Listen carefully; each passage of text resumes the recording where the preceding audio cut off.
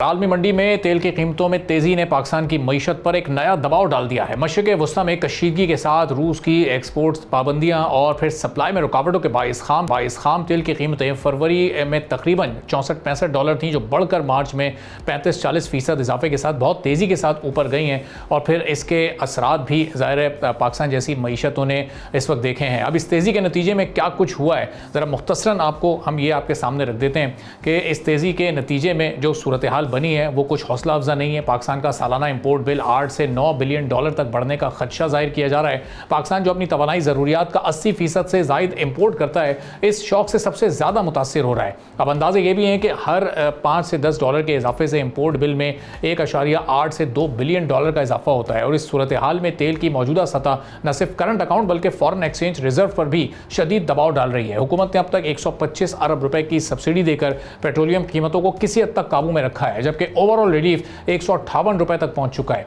Experts ये भी कहते हैं कि स्ट्रेटजी लॉन्ग टर्म के लिए काबिल अमल नहीं है। वफाक ने सूबों से 200 अरब रुपए के माली ताउन की दरखास्त की है, मगर इस पर इत्तेफाक राय होता है या नहीं, अब ज़ाहिर है ये भी एक बड़ा सवाल है। इन्फ्लेशन पर भी इसके वाज़े असरात सामने आ रहे हैं। मार्च 2026 में महंगाई की शरह 7.6% तक पहुंच चुकी है, जबकि आइंदा महीनों में ये इम्कान है कि 8 से 9% तक भी जा सकती है। सिर्फ फ्यूल की कीमतों में इजाफे से महंगाई में 0.7 से 1% बराह रास्त इजाफा हो चुका है। अगर कीमतें इसी सतह पर बरकरार रहीं तो महंगाई 12% तक भी जा सकती है। फिर इस लिहाज से इकोनॉमिक ग्रोथ भी खतरे में है। एक्सपर्ट्स के मुताबिक अगर तेल की कीमतें $100 से ज़्यादा पर बरकरार रहती हैं कुछ अरसे तक, तो पाकिस्तान की GDP ग्रोथ में 1 से 1.5% की कमी हो सकती है, जो तकरीबन 12 से 14 बिलियन डॉलर के माशी नुकसान के बराबर है। अब पॉलिसी सतह पर मुख्तलिफ तजावीज़ ज़ेर गौर हैं। इनमें मोटरसाइकिल और रिक्शों के लिए टारगेटेड सब्सिडी के साथ साथ बड़े गाड़ी मालकान पर कीमतों का बोझ मुंतकिल करना और फिर फ्यूल रैशनिंग के अलावा एक्सचेंज रेट में ग्रेजुअल एडजस्टमेंट शामिल हैं। एक डिजिटल सब्सिडी निज़ाम भी तजवीज़ किया जा रहा है, जिसके ज़रिए मुख्तलिफ जो कंज्यूमर्स हैं उनको डायरेक्ट रिलीफ दिया जा सके।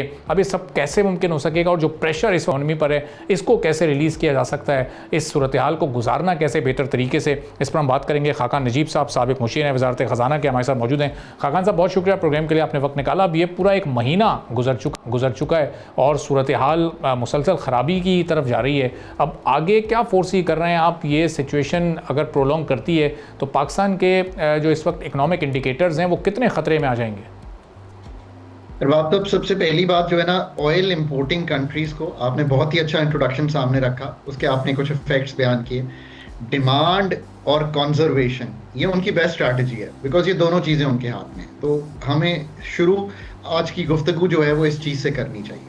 अब इस पे हमें बहुत बात करनी चाहिए, because it still remains to be an, जिसे कहते हैं ना, an underrated area in Pakistan, कि हम इन दो चीज़ों की बजाय सप्लाई को ज़्यादा इंश्योर करने को और उसकी कम्युनिकेशन करने को ज़्यादा कंफर्ट दे रहे हैं, बल्कि लोगों का बिहेवियर डिमांड मैनेजमेंट से, वर्क मोबिलिटी से, एनर्जी कंजर्वेशन एंड एफिशिएंसी से शायद उतना तब्दील नहीं कर रहे। ज़रा तो खुल के बात कर लें। देखिए, डायरेक्ट इम्पैक्ट जो है ना, बिकॉज आपकी 18-19 अरब डॉलर की एनर्जी इंपोर्ट है, वो बहुत ज़्यादा है।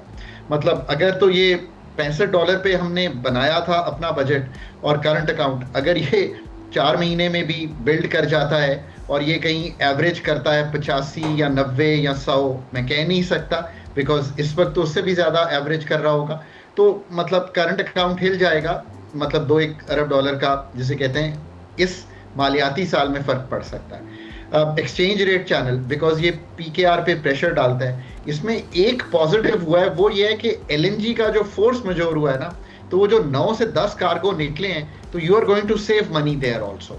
सो एक करंट अकाउंट को नेगेटिव इम्पैक्ट कर रहा है पेट्रोलियम, और एक जो फोर्स मेजोर से 10 कार्गो 9 कार्गो हम हर महीने लेते थे, वो नेगेटिवली इम्पैक्ट कर रहा है। So there is positively impact कर रहा है। सो ये एक, आई थिंक, चीज़ बहुत कम लोग देख रहे हैं, but this is very important. अच्छा, फिर जो सेकेंड राउंड इफेक्ट्स हैं वो ज़्यादा प्रॉब्लमैटिक हैं। वो क्या है? Higher freight, higher energy, industrial input costs increase, और ओवरऑल डिमांड जो जब है वो सबड्यू होती है। और अगर इन्फ्लेशन ओवरऑल ज़्यादा आती है तो जो 10.5% का रेट है, मैं आपको मॉनेटरी पॉलिसी कमेटी का जो लास्ट इजलास हुआ था, ठीक है, उसमें 2 मेंबर्स ने ये कहा था कि हमें पॉलिसी रेट 50 बेसिस पॉइंट से बढ़ा देना चाहिए। और अभी तो बिल्कुल शुरुआत थी ये सारी चीज़ की। सो अगर इन्फ्लेशन मार्च में 8% के करीब आती है, जो एसपीआई है वो 8% है, जो 26 मार्च को हफ्ता बंद हुआ था। सो अगर सीपीआई मार्च का जो है 8% के करीब आता है, क्योंकि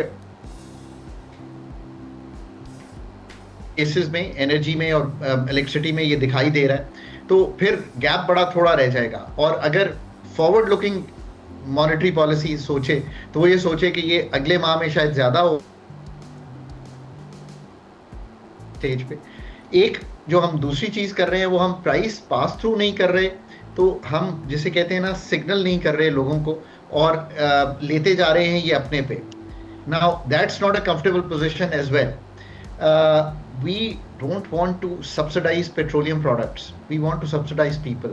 ये एक बिल्कुल मुख्तलिफ कॉन्सेप्ट है जिसकी मैं आपसे गुफ्तगू कर रहा हूँ, which means direct subsidy, which means कि जो रियलिटी ऑफ प्राइस है उसका कुछ ना कुछ पास थ्रू हो जाए, और वल्नरेबल हाउस होल्ड्स को NSER national socio economic registry में 10 से 30 मिलियन जो हमारे जिसे कहते हैं ना हाउस होल्ड्स का डेटा है, आप उन तक पहुंचिए, आप रिक्शास पे पहुंचिए, आप टू व्हीलर्स पे पहुंचिए, आप पब्लिक ट्रांसपोर्ट को सब्सिडाइज कीजिए, आप 800 सीसी कार को कीजिए। ये सब काम हमने कोविड में करके देखे।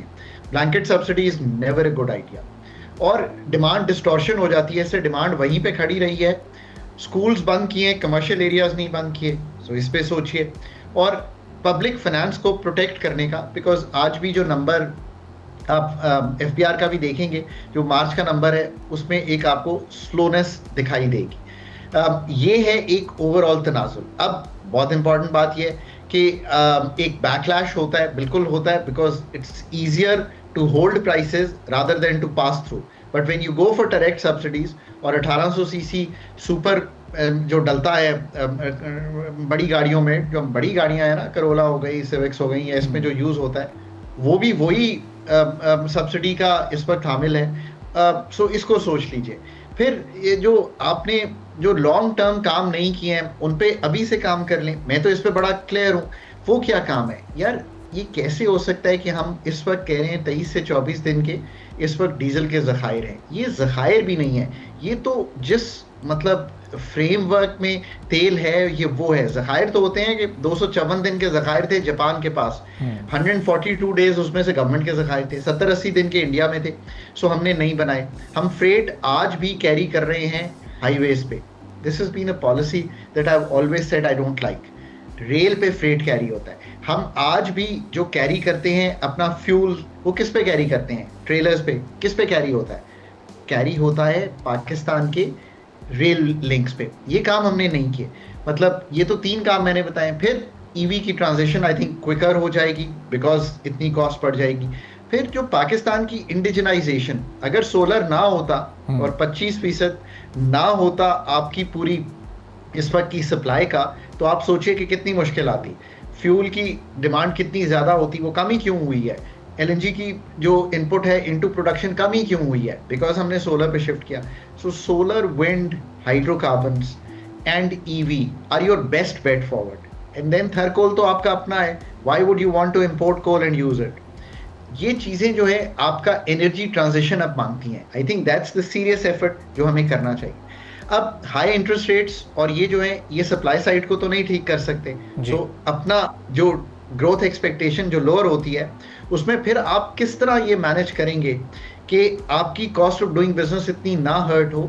बिकॉज एक्सपोर्ट में एक और डेंट लगेगा। जो इस वक्त अमेरिका में है वो $3.25 अ गैलन की बजाय $4.25 अ गैलन की डलवा रहा है अपने फ्यूल।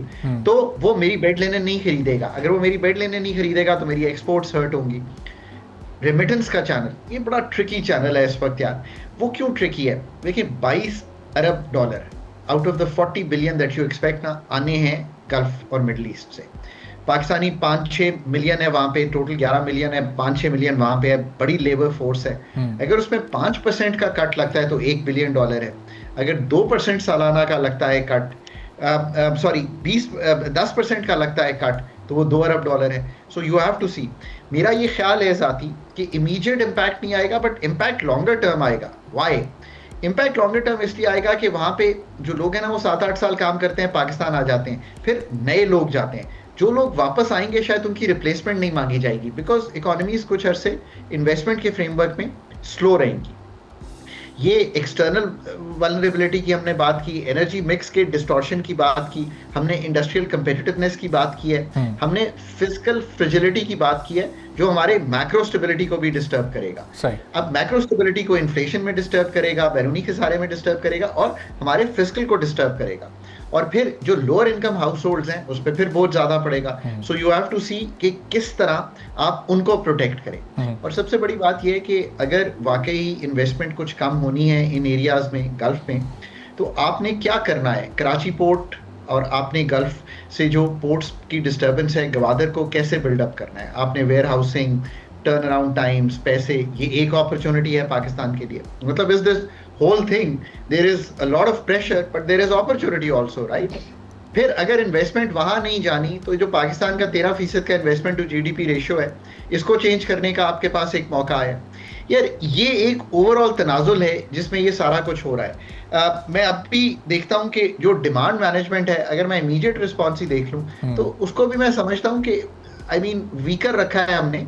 मतलब मोबिलिटी मैनेजमेंट में हमने ये भी नहीं किया कि ये कहीं के प्राइस पास थ्रू तो एक चीज है, बट जो हमने करना था गाड़ियों को सैटरडे संडे को रोकना। लोग ये समझते हैं कि नॉर्मली कमर्शियल एरियाज, रेस्टोरेंट्स, इनको तो 6 बजे बंद कर दें। मतलब, और ये कहना कि यार ये बड़ा मुश्किल कदम है, यार इससे मैं एग्री नहीं करता। फिर हमें कम्युनिकेट करना पड़ेगा लोगों को, और आपके थ्रू कर रहे हैं। 1973 के बाद ये दुनिया का सबसे बड़ा एनर्जी शॉक है जो इकोनॉमीज ने लिया है। ग्लोबल इकोनॉमी की ग्रोथ शेव ऑफ होगी, इन्फ्लेशन बढ़ेगी, डिमांड टूटेगी हमारे प्रोडक्ट्स की। इसको इस तरह समझिए। और ये करना कि हम अपना बिहेवियर नहीं चेंज करेंगे, ये कैसे हो सकता है? This is just not possible. So public behaviour को चेंज करना और आखिर में मार्केट डिसिप्लिन रखना। हम शायद बार बार ये कहते जा रहे हैं हमने सप्लाई ले लिया है। सप्लाई कम्स एट $125 ब्रेंट है, जो दुबई प्लैट्स की प्राइस है। ये यार याद रखें, ये 65 थी जो आपने बताई थी जब हम शुरू हुए थे। ये एक ओवरऑल तनाजुल है जिसमें हम ऑपरेट करें। सब्सक्राइब करें और बेल दबाएं ताकि कोई खबर रह न जाए।